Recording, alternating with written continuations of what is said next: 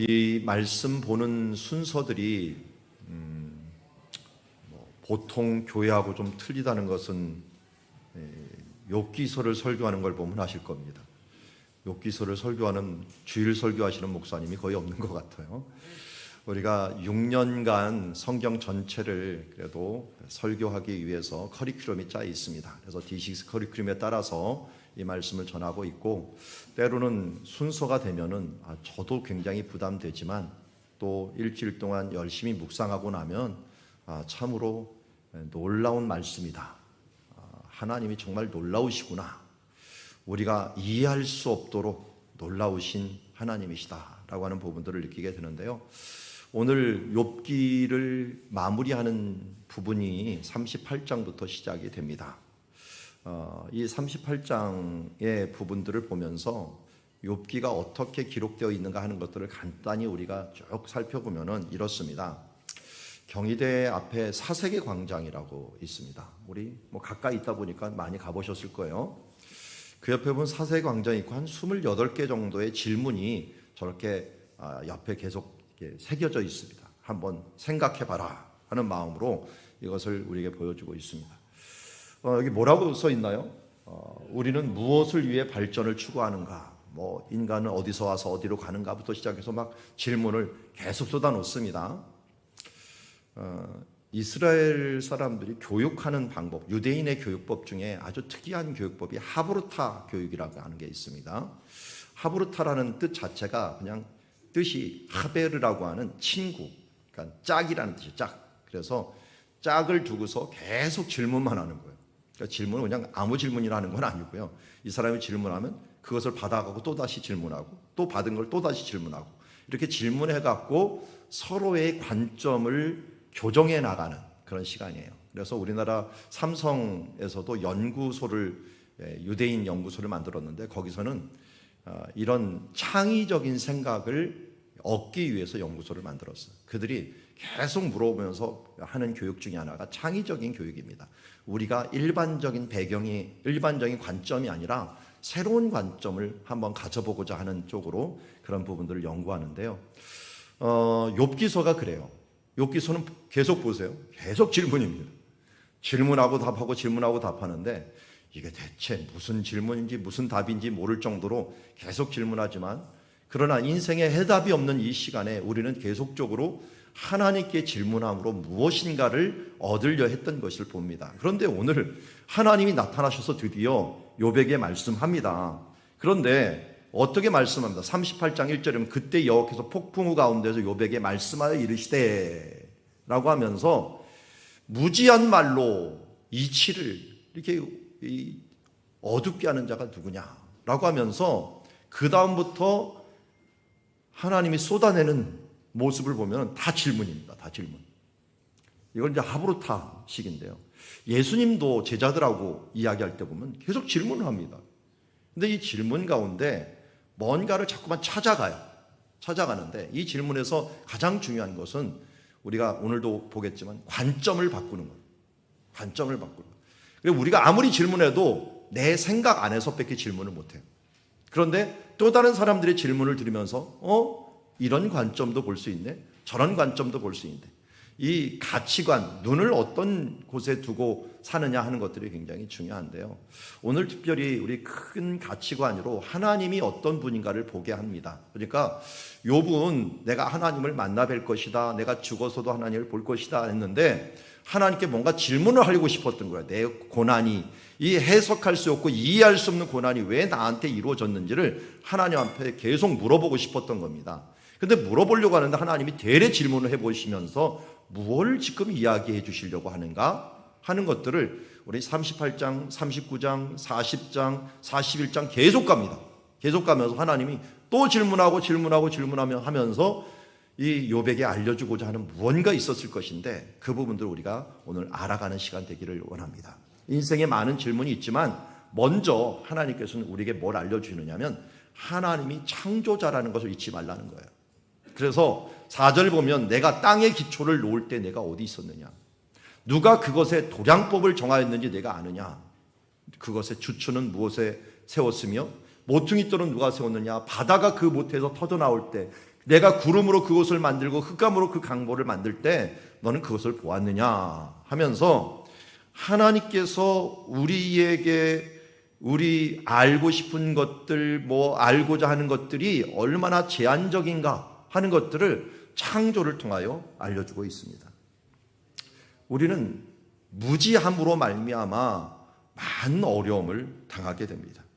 특별히 우리 삶 속에서 어려움을 당하는 대부분들은 무지해서 일어나는 일인데, 그런데 하나님께서는 어떤 분인가를 알면은 하나님을 붙들므로 말미암아 우리가 이길 수 있는 것입니다. 우리 지난주에도 계속 보았지만 하나님이 전능하신 분이시기에 모든 것을 할 수 있다라고 하는 것에 대한 그 믿음, 하나님은 선하시기에 그가 행하시는 모든 것은 선하시다는 믿음, 하나님은 사랑이시기에 그가 행하는 모든 것은 사랑이시라는 이 믿음을 갖는다면 이 땅에서 우리가 의문 갖는 모든 부분들을 해결할 수가 있습니다. 왜 하나님은 이렇게 하시지가 아니라 우리는 질문을 바꿔야 돼요.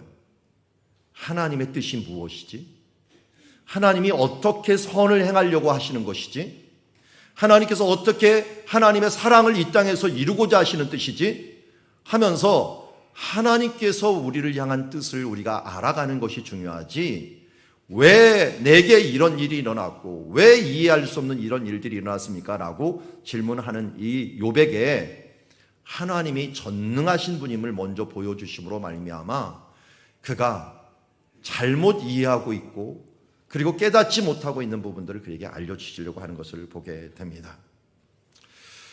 여러분, 특별히 하나님은 창조하시는 창조이실 뿐만 아니라 잊지 말아야 될 것은 그것을 통제하시는 분이시다는 것입니다. 어떤 신들을 이야기하는 많은 철학자들이 있었는데 하나님은 창조하시고 그냥 그걸 내버려 두셨다. 그냥 버려두셔갖고 세상이 이렇게 혼란한 것이다. 이렇게 얘기하지만 오늘 12절부터 나오는 말씀 보십시오. 내가 너의 날에 아침에게 명령하였느냐, 새벽에게 그 자리를 일러주었느냐, 그것서 땅끝을 붙잡고 악한 자들을 그 땅에서 떨쳐버린 일이 있느냐. 이걸 보면 저도 이게 무슨 말 하나 그래서 쉬운 성경을 한번 바꿔봤어. 내가 태어난 이후부터 한 번이라도 아침에게 명령하여 동을 트게 한 적이 있느냐. 자, 좀 이해가 되죠? 하나님께서 오늘도 해가 뜨게 하고 새벽을 맞게 하는 이 일들, 이것이 하나님의 통제와 하나님의 명령에 의해서 이루어졌다는 것입니다. 그리고 새벽이 땅 끝자락 끝까지 비추어서 악을 행하는 자를 멈추게 한다라는 말은 뭐냐? 갑자기 새벽이 뜨면서 해가 확 올라오니까요, 악을 행하는 자가 빛 때문에 숨어버리는 거예요. 악을 행하는 자가 멈추게 되는 거예요. 도둑놈들이 언제만 주로 도둑놈 하나요? 밤에 하죠. 새벽에 동이 확 떠버리면 갑자기 무서워하고 도둑질하다 도망가 버리는, 하나님의 빛이 그렇게 비춘다는 거예요. 해가 비쳐서 땅이 도장에 찍힌 진흙처럼 생겨나고 그 모양이 주름진 옷과 같이 되었도다. 이건 뭐냐면 해가 비춰주니까 이 햇살의 모든 만물들이 드러나는 이 모습을 얘기하는 거예요. 아름답게 반짝반짝 비치고 이 모든 만물들이 쫙 드러나는 게 꼭 진흙처럼 새로 생겨나는 창조의 모습처럼 보여진다는 것이에요. 그런데 악인들은 그것을 보면 다 숨어 들어가는 거예요. 그들에게는 빛이 있지 않더라. 빛을 다 도망가는 거예요. 숨어 들어가고 그 지켜둔 팔을, 무엇인가 악을 행하려고 그 팔이 꺾여지면서 바로 들어가는 모습들을 보여주고 있습니다. 하나님께서 이렇게 이 하나, 그 외에도 앞에 뒤에 다 나오지만 한 가지만 가지고도 오늘도 해를 뜨게 하시고 또 해를 지게 하시고 해를 뜨게 하면서 만물들을 드러나게 하시며 악한 것들이 틈타지 못하고 계속적으로 길을 발휘하지 못하도록 하나님께서 이 모든 부분들을 통제하신다는 것입니다. 욥은 이 부분들, 빛이라든지 지구라든지 이 부분들을 만든 적도 없고 통제한 적도 없는데 하나님께서는 이 모든 것들을 만드실 뿐만 아니라 지금도 하나님의 우주의 이 법칙을 가지고 해가 뜨고 지고 그리고 온 우주가 중력을 가지고 움직여 나갈 수 있도록 하나님께서 모든 관계를 지금 조정하고 균형을 맞추고 있다는 것입니다. 인간이 지금 지구를 파괴하면 그 파괴가 너무 지금 강하게 일어나고 있죠. 그래서 온도가 올라가고 이 빙하가 녹고 그야말로 이 우리가 지금 뭐 폭우가 쏟아지고 하는 일들이 이게 하나님께서 그나마 붙잡고 계시니까 이 정도죠. 이 질서를 놓으면은 땅 속에 있는 그야말로 용암과 같은 이 멘틀이 밖으로 터져 나오고 우리가 이 땅에서 이 오존층이 벗겨져 버리면 그 이 해에서 나오는 그 안 좋은 광선들이 우리의 몸을 다 태워버리며 피부병이 걸리면서 얼마나 큰 혼란이 우리 가운데 일어난지 모릅니다. 하나님께서 정말 우리를 위해서 철저한 법칙을 가지고 다스리고 있기 때문에 그나마 우리가 이렇게 살아갈 수 있는 것입니다. 사람들은 자신들이 통제한다고 생각하는 사람들이 많이 있습니다. 최근에 일어났던 카카오 불통 사태 여러분 아실 겁니다. 우리가 그렇게 많이 사용하는 카카오톡이 불통이 되니까 얼마나 불편했습니까? 저는 대표적인 게 코로나라고 봐요. 그렇게 의학이 발달하고 면역력이 발달하고 주사가 발달하고 해서 백신이 발달했는데 사람이 조금만 놓쳐버리니까 이게 코로나균들이 이렇게 빨리 퍼질 줄 몰랐죠. 원래 코로나 백신을 만들고 있었어요. 만들고 있었는데 그게 그래도 이렇게 빨리 퍼질라 하면서 너무 돈이 많이 드니까 늦추고 있었다가 꽝 터져버려갖고 모든 세계에 이런 혼란을 가져오게 되었습니다. 아예 문화를 바꿔버리는 그런 시간들을 가져오게 된 것을 보게 됩니다. 이런 인간의 연약함에 비해서 하나님의 전능하심은 얼마나 대단한가 하는 것들을 오늘 말씀을 통해서 보여주고 있습니다. 그러나 하나님의 전능하심에 비해서 우리의 인간이 어떠한가 하는 부분들을 여기서 16절에서 19절에 보니까 바로 우리들이 얼마나 무능하고 무지한가 하는 부분들을 보여주고 있습니다. 바다의 샘에도 깊은 물에도 거기서 무엇이 솟아나는지도 그리고 솟아나게 할 수도 없고 알아갈 수도 없습니다. 그러니까 하나님의 능력들을 흉내낼 수 없을 뿐만 아니라 그걸 알아내는 것조차도 우리에게 너무나도 버거운 문제입니다.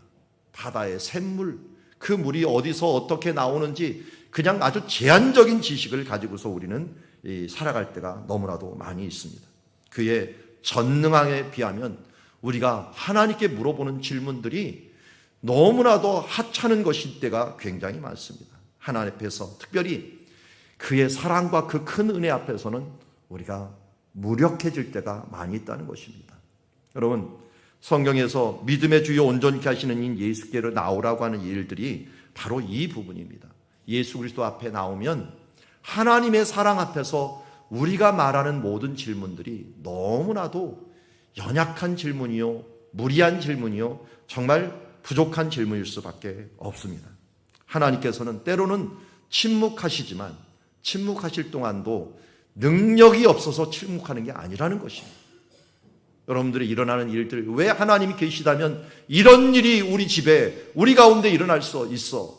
그러니 하나님은 안 계시거나 무능하거나 우리에게 무관심한 거야 라고 생각하고 서구 이 신화가 그런 것들을 만들어냈죠. 신은 아주 인간을 골탕 먹이는 존재. 그래서 제우스는 바람 피는 존재, 인간을 괴롭히기 위해서 뭐하는 존재라고 얘기하면서 이 다신교로 옮겨가는 사회에서 신들의 충돌을 바라보면서 그들이 만들어놓은 그 신화 가운데 우리 가운데 그것이 영향력을 미쳐갖고 신을 갖다가 하나님을 갖다가 망령되이 일컫게 하는 일들을 이 세상의 문화가 그걸 가져온 것을 보게 됩니다. 세상의 가치관이 우리를 이처럼 어렵게 만들어 버렸습니다. 그러나 오늘 다시 한번 성경은 하나님의 말씀 우리에게 이야기합니다. 하나님이 힘이 없어서 하나님의 손이 짧아서 우리를 돕는 것이 아니라고 얘기하고 있습니다. 다윗과 같은 경우도 어땠습니까? 하나님께서 그에게 죄에 대한 회개의 시간들을 언제 주었어요? 그가 느껴서 나중에는 뭔가 답답하고 힘들어서 내가 죄를 회개하지 않고는 살 수 없구나 하는 그 순간 나단 선지자에게 그 말을 듣고서 회개하며 나가게 만든 것을 봅니다. 아담에게 천지 창조를 할 때 이상하게 다른 동물들은 암수를 다 만들었는데 이 사람만 암수를 안 만들었어. 동물들 다 만들고 나서 아담 보고 뭐라고 얘기합니까? 너 이름을 줘라. 왜 이름을 지라고 했을까요? 참 아담이 지혜가 끝이 없었던 것 같아요. 이름을 다 집니다. 동물들 다 이름. 뭐 코끼리부터 시작해갖고 다 이름을 지는데, 저는 더 대단한 게 이름은 저도 질 수 있어요. 뭐 그냥 질 수 있죠 그냥. 그런데 다 기억하는 게 대단해요. 그걸 지은 걸 다 기억해야 되잖아요. 기억하는 그 지혜를 하나님께 주셨어요. 초창기에는 정말 아담이 지혜로웠어요. 그런데 그 지혜로운 아담이 뭘 그때 깨달았느냐? 다른 동물들은 다 암수가 있는데 나는 왜 짝이 없지? 짝이 없다는 느끼게 하고서 하나님께서 여자를 창조해 주십니다. 우리는 동물적인 감각과 동물적인 이 욕심으로 이 아내를 택하거나 부부를 이루는 게 아니라 하나님께서 생각하게 만든 존재입니다.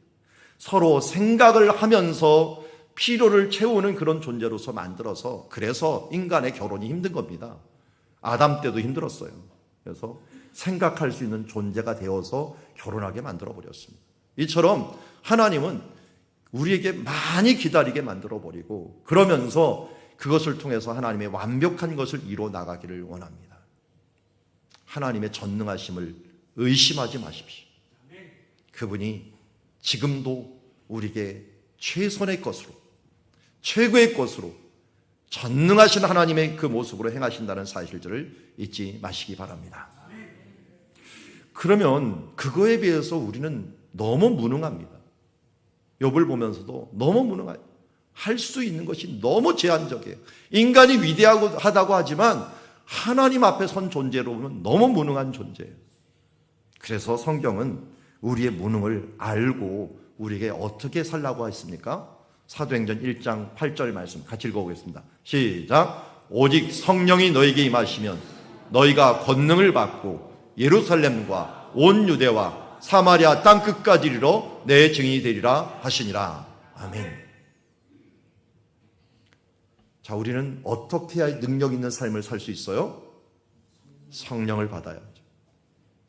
성령님의 권능이 나의 능력이 될 때 우리는 능력 있는 삶을 살 수 있는 줄 믿습니다. 그래서 사도 바울도 내게 능력 주시는 자 안에서는 내게 능치 못함이 없느니라 라고 하는 말씀, 그리고 스가랴 선지자도 이는 힘으로 되지 아니하고 능으로 되지 아니하고 오직 나의 신으로 되느니라. 성령 하나님의 능력만이 우리의 인생의 모든 부분을 해갈 수 있는 힘이 되는 줄 믿습니다. 내 힘이 강해지면 강해질수록 하나님의 능력은 약화되지만 나의 내 힘을 하나님께 맡기면 맡길수록 하나님의 능력이 강해지는 줄 믿습니다.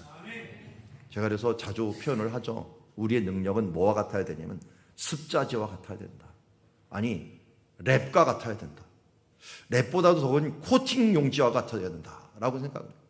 하나님의 전능하신 그 큰 바위와 같은 능력에 내가 강해지면 어떻게 됩니까? 거기 대봤자 필요 없어요.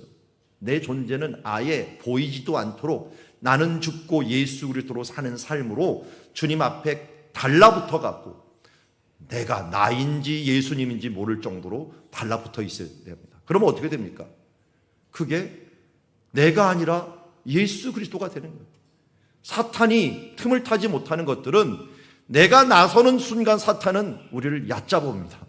종이장만도 못한 존재 하면서 확 찢어버립니다.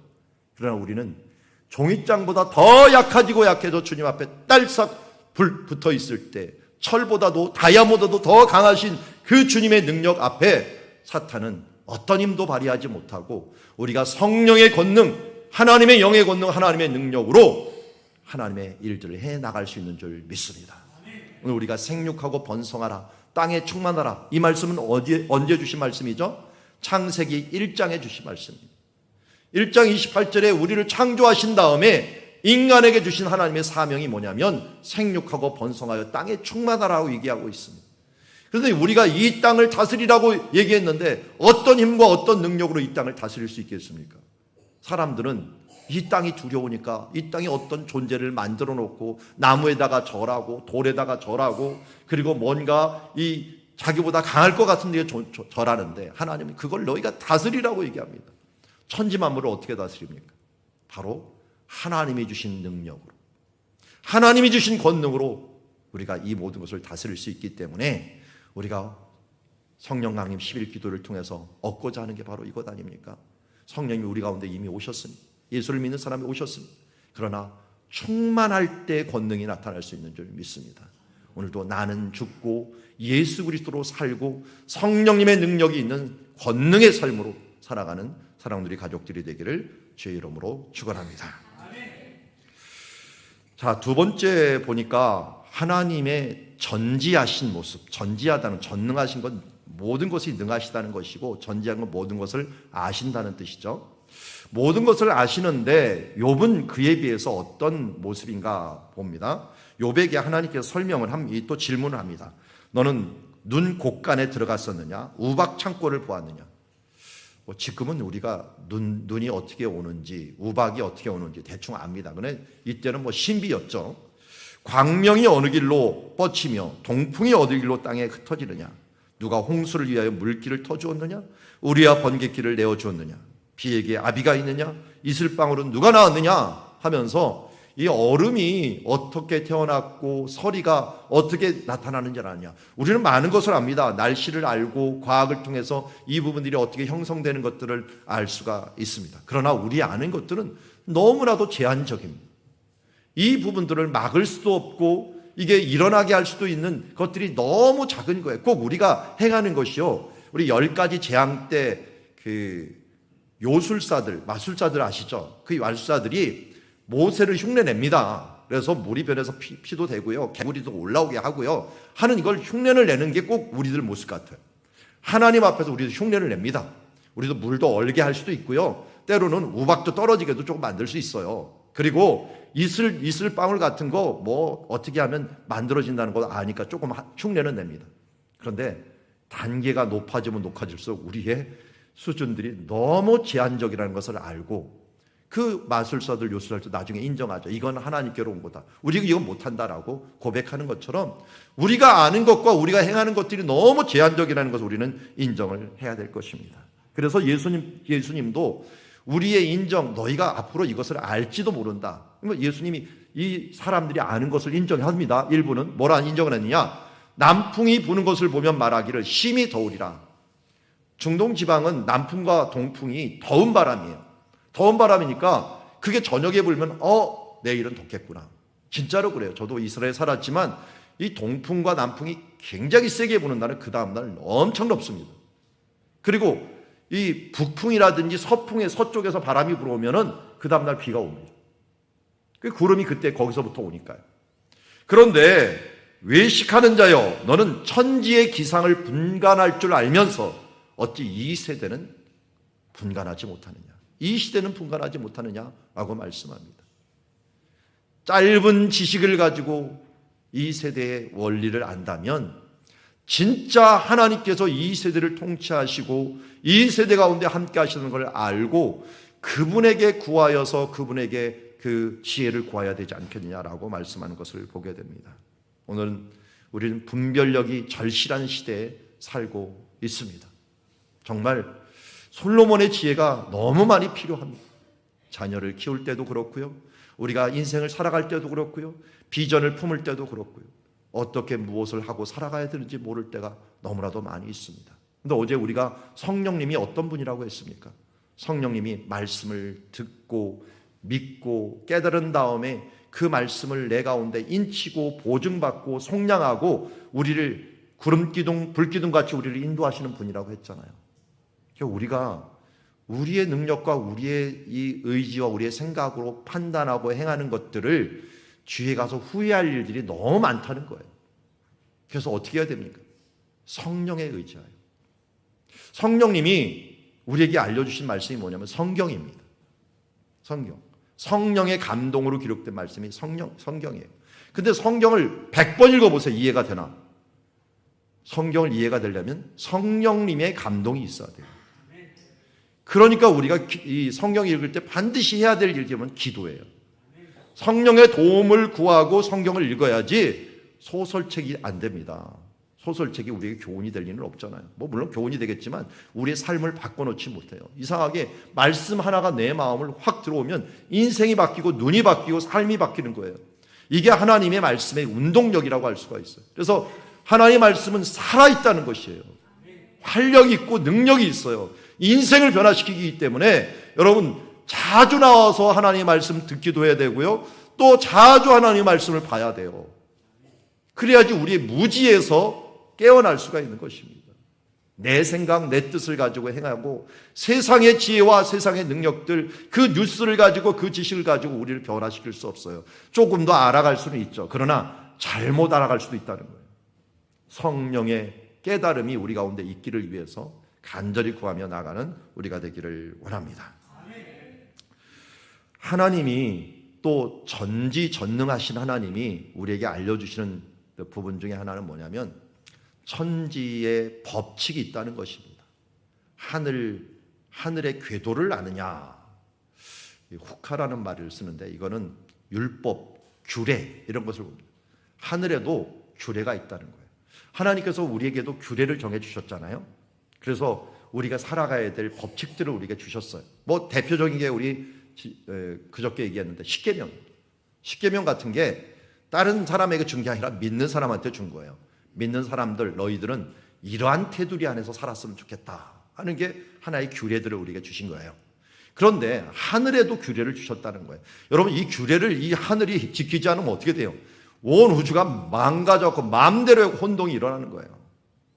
그래서 하늘로 하여금 그 법칙을 땅에 베풀게 하겠느냐라고 했고요. 내가 목소리를 구름에까지 높여 넘치는 물에 내게 덮이게 하겠느냐. 내가 번개를 보내어 가게 하고 번개가 내게 우리가 여기 있다 하면서 번개야 쳐라 멈춰라 이렇게 얘기하겠습니까? 여러분 우리는 번개가 어떻게 일어난다는 것도 알고 번개 그 능력도 알지만 아직까지도 이 과학이 발달한 이 인간이라는 존재가 번개를 저축할 이 충전할 능력도 아직 발견하지 못했어요. 그 번개가 치면 그 어마어마한 에너지 볼트를 갖다가 딱 잡아버리면 우리가 아마 정말 오랫동안 전기를 쓸 수 있고 전기 걱정이 없을 거예요. 그런데 알기는 알지만 어떻게 일어나고 어떻게 이것을 다루어야 될지 모릅니다. 하나님은 이런 위험한 그 번개들도 통제를 하시면서 때로는 이 부분들을 이곳에 치게 하고 저곳에 치게 하지만 이 번개친을 통해서 또 사람을 혼내기도 하고 깨닫기도 합니다. 루터 같은 사람이 바로 번개 쳐서 죽는 친구를 옆에 본 거예요.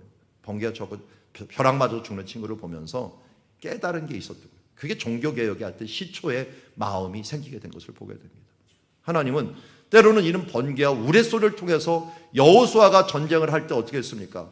그에게 우박을 떨어뜨려서 그들을 멈추게도 하고 또 이 미스바에서 사무엘이 미스바 성회를 하고 블레셋이 쳐들어올 때 하나님께서 우레소리를 발해갖고 우리와 번개를 발해갖고 그들이 혼란에 빠지게 만들어서 도망가게 만들어버리면서 승리하게 만든 일들, 또 하나님께서 이런 법칙과 이 부분들을 적재적소에 사용하는 것을 보게 됩니다. 여러분 하나님께서 만드신 이 법칙을 얼마나 하나님이 시기적절하게 사용하는가 하는 부분들은 성경엔 차고 넘칩니다. 특별히 여러분들 이 요단강 건너갈 때 있잖아요. 요단강 건너갈 때 어떻게 됐습니까? 위에서부터 막혔다 그랬죠. 지금도 가면 제가 이 사진을 가끔 찍어 오는데 물이 막힌 흔적이 있어요. 가끔 막혀요. 1902년인가 3년에도 막혔던 흔적이 있어요. 그런데 그 막혔던 흔적이 왜냐하면 옆에서 흙더미들이 확 쏟아져 나오고 강물이 옆에 확 막히고 자연댐이 되었던 현상이 일어나곤 하거든요. 그런데 하나님께서 이런 것들을 하나님의 백성이 필요할 때 그걸 다루게 됩니다. 그리고 여리고성 어떻게 무너졌을까요? 소리쳐서 무너졌을까요? 아니에요. 그 지역은 지금도 지진이 자주로 일어나요. 제가 유학할 때도 지진이 자주 일어났어요. 그런데 성이 무너질 정도는 안 일어나요. 그게 어쩌다 이러면 성경에서도 뭐 우시아 왕 때 지진이 일어나기 전 뭐 이런 말을 합니다. 그런 것처럼 큰 지진이 일어났던 때가 있는 거예요. 그런데 하나님께서 여리고성을 칠 때 하나님의 군세들이 그 안식일 날 소리를 지르면서 하나님께 기도했더니 그날에 맞춰서 하나님께서 그 지진을 사용하시는 것을 봅니다. 하나님의 법칙이 그대로 이어지지만 때로는 이렇게 돌출적으로 일어나는 일들은 왜 일어나느냐? 하나님이 사용하는 법칙, 이런 법칙들을 하나님은 자유자재로 사용하면서 하나님의 백성들이 필요할 때 또 악인들을 심판할 때 이 법칙들을 사용한다는 걸 잊지 말아야 됩니다. 소돔과 고모라 같은 경우는 유황불이 떨어졌죠. 화산이 터지고 유황불이 돋아서 그들을 심판할 때도 하나님은 이런 법칙들을 사용하신다는 것을 잊지 마시기 바랍니다. 과학은 발달하면서 많은 원리를 알게 되었지만 너무나도 제한적이라는 것을 깨닫고 하나님 한 분만이 이 부분을 통제할 수 있고 이 법칙을 사용할 수 있는 분이라는 사실들을 깨닫고 그 안에서 우리가 겸손함으로 나가야 될 줄 믿습니다. 38장 2절과 42장 3절에 보면 이 무지라는 말이 나옵니다. 무지.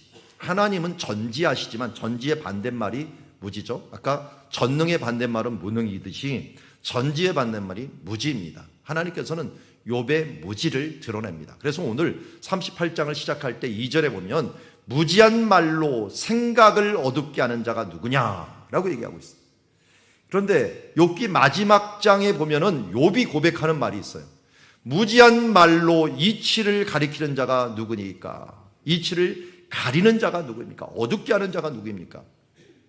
하나님이 38장 2절에 이렇게 얘기했는데 이 말을 그대로 욥이 받은 거예요. 받아갖고 이거 번역을 좀 똑같이 했으면 좋겠는데 똑같은 단어를 다르게 해버렸어요. 생각이나 이치는 똑같은 말이에요. 똑같은 단어입니다. 히브리어로는. 그리고 어둡게 하다는 것과 가리다는 건 조금 틀려요. 이 방법만 바꾼 거죠. 어둡게 한다. 똑같은 말입니다. 그러니까 무지한 말, 자기가 이 무지라는 건 지식이 없다.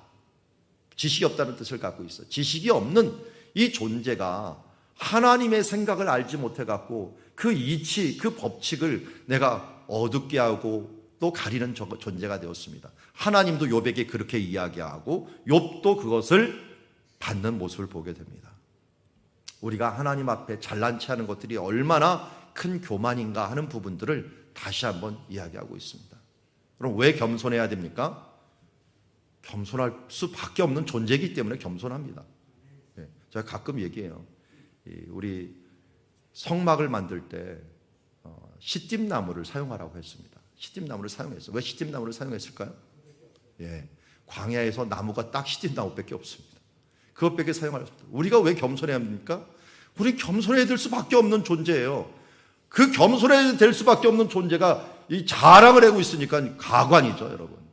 그런 사람들을 보면 어떻게 생각을 하셔야 돼요? 불쌍히 여기셔야 됩니다. 너무 하찮게 여기지 말고요. 나도 저럴 때가 있겠구나 하는 것을 보면서 하나님 저럴 때 혹시 있으면 좀 불쌍히 여겨주세요 하면서 우리가 긍휼히 여기는 자가 돼야 돼요. 하나님은 대신에 어떤 지혜의 존재예요. 그래서 우리가 지혜가 없기 때문에 지혜를 하나님께 구해야 돼요. 그래서 여기 보니까 36절, 37절에 보니까 지혜라는 말이 두 개가 있어요. 하나님께 가슴 속에 지혜는 누가 준 것이냐? 지혜는 누가 주는 거야? 하나님이 준다는 거예요. 누가 지혜로 구름의 수를 셀 수 있겠느냐? 인간의 지혜로서 이걸 할 수가 없다는 거예요. 하나님께 지혜를 준다는 거예요. 그래서 그 중간에 수탉에게 슬기를 준 자가 누구냐라는 말이 나와요. 여러분, 수탉의 슬기가 뭡니까? 요새 우리 교회에 트레이드 마크가 하나 없어졌어요.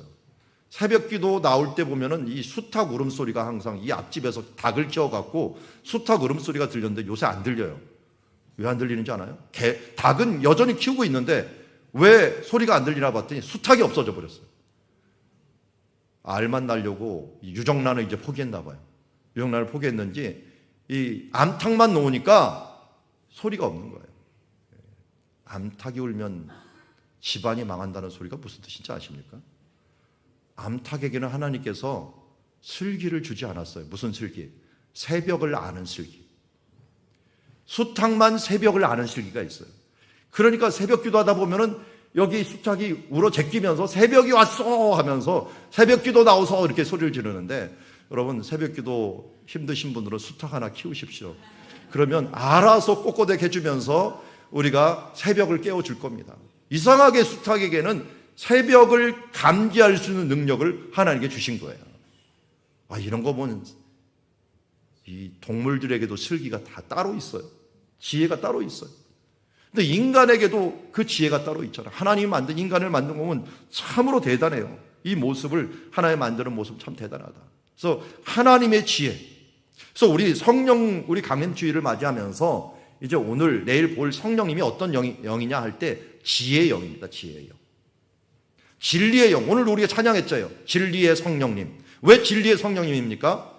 예수님이 말씀해 주셨어요. 너에게 보혜사, 너희를 헬퍼, 카운셀러 할 너에게 이 중요한 보혜사 성령님을 내가 너한테 보여줄 텐데 그분의 이름이 뭐냐면 이렇게 얘기합니다. 진리의 성령이 오시면 그가 너희를 모든 진리 가운데로 인도하시리니 장래 일을 너에게 알리시리라. 우린 1분 1초 앞도 알 수 없지만 성령님, 진리의 성령님, 지혜의 성령님이 이것을 알게 하신다는 것입니다. 이 세상에서 가장 지혜로운 사람은 누굴까요? 가장 성령이 충만한 사람. 왜? 하나님이 영이 진리의 성령이고 지혜의 영이기 때문에 그렇습니다. 여러분, 그래서 아이들에게 지식을 넣어주려고 하지 말고 지혜를 넣어주려고 해요. 물론 여호와를 경외하는 것이 지혜의 근본, 지식의 근본이라고 얘기합니다. 근데 여호와를 어떻게 경외해야 되는가는 성령님이 알아서 해주십니다. 그러니까 세상이 제일 이해할 수 없는 것이 우리 가운데 이 성령이라고 하는 존재입니다. 아니, 성령이 대체 뭐야? 성경을 100번 읽어도 아마 성령을 체험하지 못하고는 성령을 알 수 없고, 성령을 체험한 공동체, 그 공동체 가운데 성령님을 추구하는 이 공동체를 체험하지 못하면 지혜의 영이 무엇인지 성령이 무엇인지 깨달을 수가 없는 것입니다. 오늘 우리 성령 강림 11기도에는 예수님의 명령입니다. 왜? 예루살렘을 떠나지 말고 아버지가 약속한 성령님을 기다리라고 말씀하고 있는 거예요. 그래서 우리가 이 10일 동안 간절히 기도하는 것은 성령님이야말로 모든 것들을 해결할 수 있는 유일한 분이십니다. 전능하신 분이시요, 전지하신 분이요, 지혜의 영이 되어주셔서 우리 자녀들에게도 이 세상을 이길 수 있는 힘과 능력뿐만 아니라 그 지혜를 주시기 때문에 여러분 혼자만 참여하시지 말고 자녀들과 함께 참여하십시오. 인생 한방이라고 하는데요. 그 인생 한방은 돈 버는 거 이 로또로 치는 게 아니라요. 저는 인생 한방은 성령 한방인 것 같아요. 성령 한방이 마음에 딱 찾아오면요, 인생이 끝납니다. 관점이 바뀌거든요. 관점이. 바라보는 관점이 바뀌니까 이 성령님이 주시는 그 마음, 한 마음을 딱 품어버리면 지혜의 눈이 떠져지고 능력의 삶으로 우리가 바뀔 수 있는 점이 있습니다. 그 증거가 접니다. 저도 기도하고 예배드리는 중에 갑자기 하나님께서 찾아오시고 성령 체험을 하면서 제 인생이 바뀌고 제 방향이 바뀌었던 모습을 저는 체험을 합니다. 그래서 어느 순간 어느 시간 하나님께 은혜 주실지 모르게 항상 주님 앞에, 은혜의 그 주님 앞에 우리의 삶을 노출시키면서 주님의 그 은혜가 임할 수 있도록 준비하고 닦아내고 길을 터주는 그런 지혜로운 주님의 자녀들이 되기를 주의 이름으로 축원합니다. 세 번째, 하나님은 어떤 하나님이냐라고 봤더니 무한하신 하나님이에요. 무한하신 지혜를 가지신 하나님. 우리의 지혜를 아무리 따진다고 하더라도 우리 지혜는 너무나도 제한적입니다. 그래서 하나님은 통제하시기도 하지만 통치하시기도 하십니다. 여기까지 못 온다, 저기까지 바닷물을 막으시고 또 빛과 어둠을 가르시고 하지만 동물들을 보십시오. 동물들을 잘 보면 정말 다양하다. 제가 동물의 왕국을 굉장히 좋아하는데 제 아내는 별로 안 좋아하고, 제가 동물의 왕국 보면 아내는 저기 들어가 있고 저는 뚫어지게 쳐다를 봅니다. 아직도 어린 동심이 있어서 그러나 저는 그 원리들이 참 신기하더라고요. 동물들의 원리들. 그래서 그거 아시나요? 수사자가 사냥 안 합니다. 누가 하나요? 주로 암사자들이 합니다. 암사자들. 근데 그것도 아시나요? 이 사자들의 그 사냥 성공 확률, 이것도 계산이 여러 가지로 나오더라고요. 대부분 10%에서 20%밖에 안 된답니다. 성공 확률이. 그리고 혼자 하는 것과 둘이 하는 것, 둘이 하는 것과 다수가 하는 것, 이 확률이 완전히 틀리다는 것. 여러분, 모든 만물 중에 가장 강하다라고 하는 이 사자도 확률이 10%에서 20%도 안 된다면 우리의 인생에서 최선을 다한다고 성공하는 확률이 얼마 안 된다는 것을 이런 동물의 원리를 통해서도 보여줍니다. 이 까마귀들 새끼들 저거 어떻게 먹이나, 우리 걱정도 되지 않습니까? 이 어미들이 죽으면 어떡하나, 또 먹이가 없으면 어떡하느냐, 이런 걸 보는데 어떻게 잘 이어가요. 까마귀 새끼가 하나님을 향해 부르짖어 먹을 것 없으면 허우적거리면서 있을 때 뭔가 누군가 먹여주고 또 이 부분들 통해서 이 세워가는 이 생태계를 보면서 참 하나님이 이 통치를 기가 막히게 해주신다. 그 뒤에 그 외에도 사념소라든지 들나귀, 타조, 독수리, 성경에서는 이런 예들을 많이 들어요. 한 예가 제가 자주 들은 산염소잖아. 염소. 엔게디의 게디라고 하고 야엘이라고 하는 그런 짐승은 정말 절벽을 갖다가 절묘하게 뛰어다니는 그 다리를 주셨어요. 감각을 주셨어요. 그 절벽에서 잠을 자요. 안 떨어지고요. 절대로. 지금도 성지순례 가면은 이 산 양들이 있는데요. 그 산양들이 어디에서 사냐면 절벽에서 자요. 절벽에서. 아주 편안히 자요. 그리고 막 한번 그렇게 하면 안 되는데 우리 학생들이 겁을 줘버렸어요. 그랬더니 뛰어다니는데 그 절벽을 그냥 진짜 절묘하게 팍팍 뛰는데 누구도 쫓아갈 수 없어요. 그러니까 아무리 강한 들짐승도 그를 쫓아갈 수 없는 하나님의 능력을 그에게 주었어요. 그뿐입니까? 독수리들. 제가 독수리 서식지를 갖다가 이스라엘도 가봤는데요. 그 서식지는 깎아지르는 절벽이에요. 누구도 접근하지 못하는 그 절벽에 있는 동굴에 들어갑니다. 그리고 신명기에도 나오죠. 독수리를 어떻게 제왕으로 만드느냐? 그가 이제 날만한 시기가 되었는데 몸뚱이는 커졌는데 안 날아. 그러면 어떻게 할까요? 독수리가 일부러 밀어버립니다. 새끼를. 밀어버려서 푸드덕푸드덕거려서 이게 떨어지는데 이제 죽을 것 같은 그 순간에 가갖고 밑에서 또 날개로 딱 받습니다. 그리고 또 올려요. 그리고 또 떨어뜨려. 그러면서 이제 날 수 있는 순간까지 그를 훈련시키는 모습을 보게 됩니다. 그런데 그렇게 날다 보니까 정말 이 독수리 날개 짓하는 것 들으면 정말 멋있습니다. 갈릴리에 그 서식지가 있는데 정말 지나가는 거 보면 참 멋있는 그 팔을 하면서 하는데 이 독수리조차도 사실은 확률이 10%에서 20%밖에 안 된답니다. 그렇게 절박하게 살고 또 다양하게 하나님께서 만들어갖고 이들을 이끌어가는 것을 보게 됩니다. 하나님이야말로 정말 최고의 디자이너고 또 최고의 통치자인다는 것을 우리에게 다시 한번 말씀하고 있습니다. 그래서 로마서 1장 17절에서는 1장 20절 먼저 볼게요. 1장 20절 같이 한번 읽어볼까요? 시작. 창세로부터 그의 보이지 아니하는 것들 곧 그의 영원하신 능력과 신성이 그가 만드신 만물에 분명히 보여 알려졌나니 그러므로 그들이 핑계하지 못할지니라. 아멘. 죄송하게도 오늘 요절이 이겁니다. 너무 길어요. 그런데 꼭 알아두어야 될 말씀이에요. 사람들이 핑계하지 못할 게 하나가 있는데요. 나는 예수 믿으라는 말을 들어보지도 못했어. 난 복음이라는 걸 들어보지도 못했어 라고 말하는 사람에게 이 1장 20절은 하나님이 심판의 근거가 됩니다.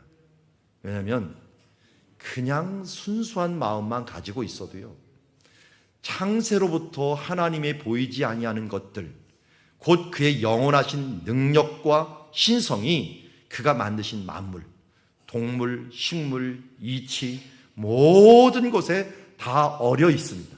그곳에 서려 있기 때문에 분명히 보여 알려졌느니 사람들이 하나님이 계시다는 것들을 이 완악하지만 알면 알게 된다는 거예요. 그래서 그분의 은혜를 구하고 그분을 찾게 된다는 거죠. 그러다 보면 찾게 되는데 찾지 않으면서 자기의 완악한 마음으로 그대로 있는 자들은 핑계하지 못하도록 심판을 받는다는 것입니다. 그러기에 우리는 어떻게 살아야 됩니까? 1장 17절도 같이 읽겠습니다. 시작. 복음에는 하나님의 의가 나타나서 믿음에 이르게 하나니 기록된 바 오직 의인은 믿음으로 말미암아 살리라 함과 같으니라. 아멘. 그렇습니다. 우리가 살아가야 될 힘과 능력은 하나님께 있기 때문에 우리는 믿음으로 살아야 되는 줄 믿습니다. 오직 의인은 믿음으로 살리라. 하나님은 선하십니다. 하나님은 사랑이십니다. 하나님은 전능하십니다. 하나님은 전지하십니다. 하나님은 무한한 지혜를 갖고 계십니다. 저는 주님을 믿습니다. 주님께서 이 모든 삶들 가운데 합력하여 선을 이룰 것을 믿습니다. 이렇게 나아갈 때 하나님께서 우리와 함께 계시는 줄 믿습니다. 하나님은 지혜의 영이시기 때문에 다양한 성령의 은사로 우리의 교회를 돕고 계시다는 사실들을 잊지 맙시다. 고린도서 12장 4절에 은사는 여러 가지나 성령은 같다고 합니다. 오늘 우리가 성령을 받고 성령의 충만함을 받으면 하나님의 은사가 다양하게 나타나고 우리 교회도 다양한 사람들이 모였습니다. 그런데 이 다양한 사람들은 왜 모였나요? 성령을 나타내시면 유익하게 하려 함이라. 특히 어떤 유익을 얻기 위함입니까? 그러므로 너희도 영적인 것을 사모하는 자인즉 교회의 덕을 세우기 위해서. 유익한다는 건 유용하다는 것을 의미하고 있고요, 덕을 세운다는 것을 의미하고 있습니다.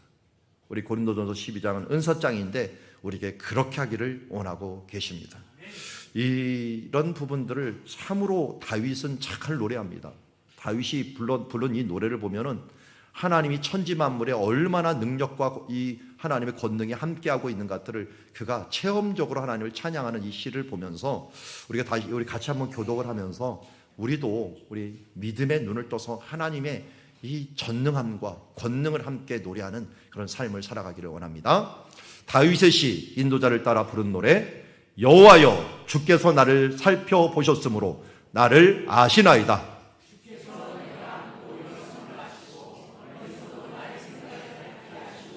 나의 모든 길과 내가 눕는 것을 살펴보셨으므로 나의 모든 행위를 익히 아시오니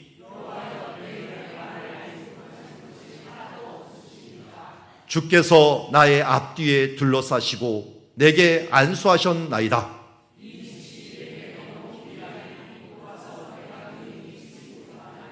내가 주의 영을 떠나 어디로 가며 주의 앞에서 어디로 피하리이까?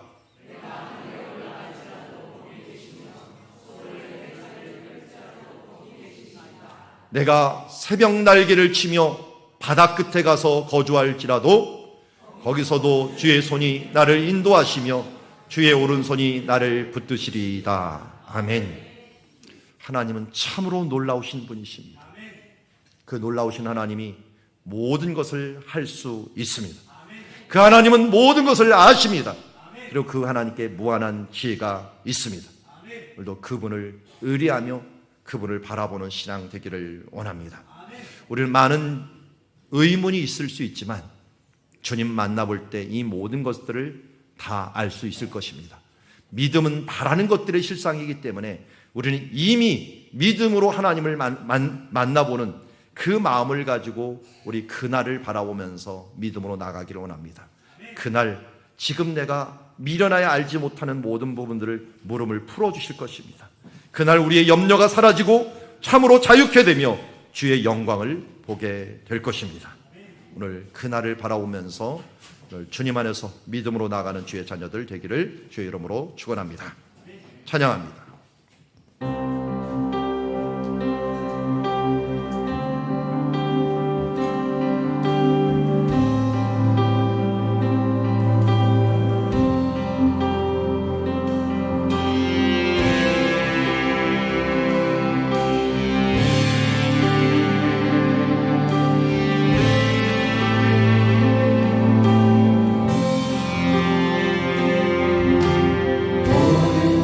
새롭게 하리.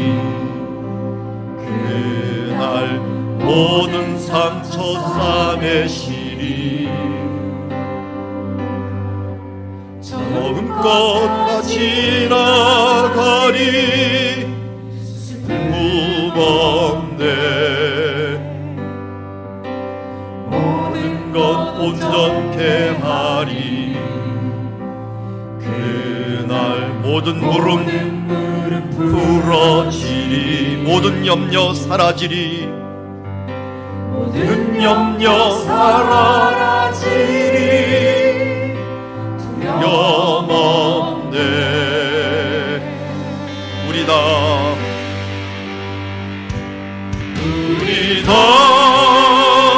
하늘에 올라 기쁨의 날 누리게 되리. 우리가 예수를 볼 때 그 승리 외쳐 부르리. 다같이 일어나서 찬양합시다. 주와 얼굴 마주하리. 주와 얼굴 마주하리. 그날 더 큰 은혜 얻게 되리. 영원히 우리 변화되리. 그날에 참으로 자유케 되리.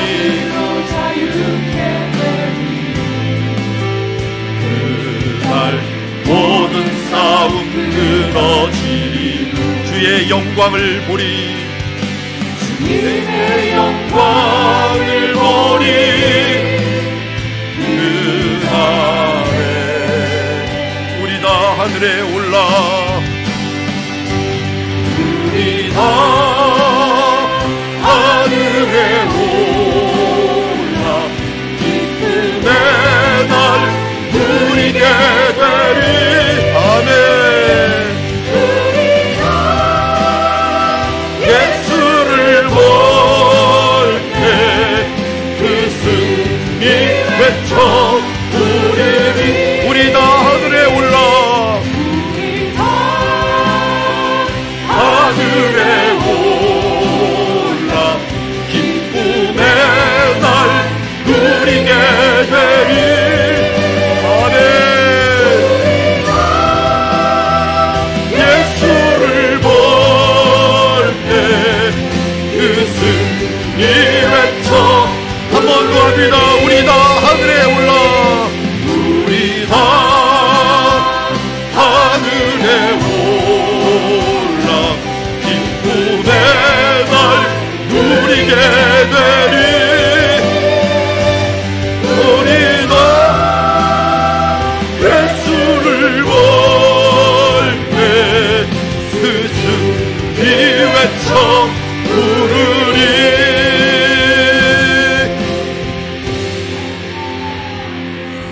하나님 아버지, 오늘 그날이 우리 가운데 올 줄 믿습니다.